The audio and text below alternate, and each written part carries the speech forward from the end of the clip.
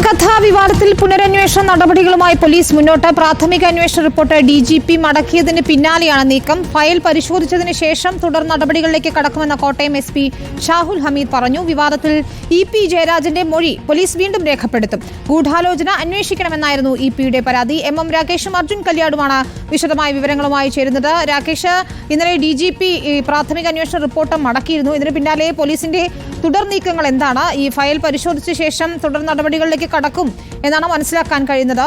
ഏത് രീതിയിലായിരിക്കും ഇനിയുള്ള അന്വേഷണം?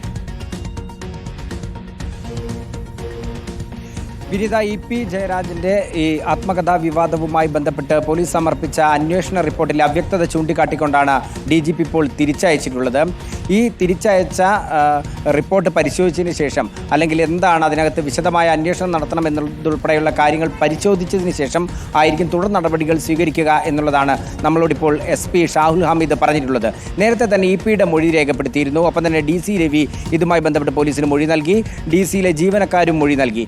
ഈ മൊഴിയിലെല്ലാം തന്നെ കരാർ ഉണ്ടായിരുന്നില്ല എന്നത് ഉൾപ്പെടെയുള്ള കാര്യങ്ങളാണ് പറയുന്നതെങ്കിലും ഇതിനകത്ത് എങ്ങനെയാണ് പിന്നീട് EP ജയരാജന്റെ ഈ ആത്മകഥ അടങ്ങുന്ന PDF പുറത്തു വന്നത്, എങ്ങനെയാണ് DC-ക്ക് ഈ PDF കിട്ടിയത് എന്നതിൽ ഉൾപ്പെടെയുള്ള അവ്യക്തതകളുണ്ട്.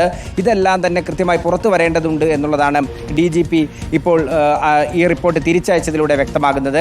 ഏതായാലും വരും ദിവസങ്ങളിൽ വീണ്ടും പുനരന്വേഷണത്തിനുള്ള സാധ്യതയാണ് തെളിയുന്നത്. EP ജയരാജൻ ഇതേ വിഷയത്തിൽ ഗൂഢാലോചനയാണ് നടന്നത്. ഉപതെരഞ്ഞെടുപ്പുമായി ബന്ധപ്പെട്ട് ഇത്തരമൊരു കാര്യം പുറത്തു വന്നതിലെ ഗൂഢാലോചന അന്വേഷിക്കണമെന്നുള്ള അതേ നിലപാടിൽ തന്നെ നിൽക്കുമ്പോഴാണ് പുനരന്വേഷണത്തിനുള്ള ഒരു റിപ്പോർട്ട് വീണ്ടും ആവശ്യപ്പെട്ടുകൊണ്ട് DGP ഇപ്പോൾ SP-ക്ക് തിരിച്ചയച്ചിരിക്കുന്നത്.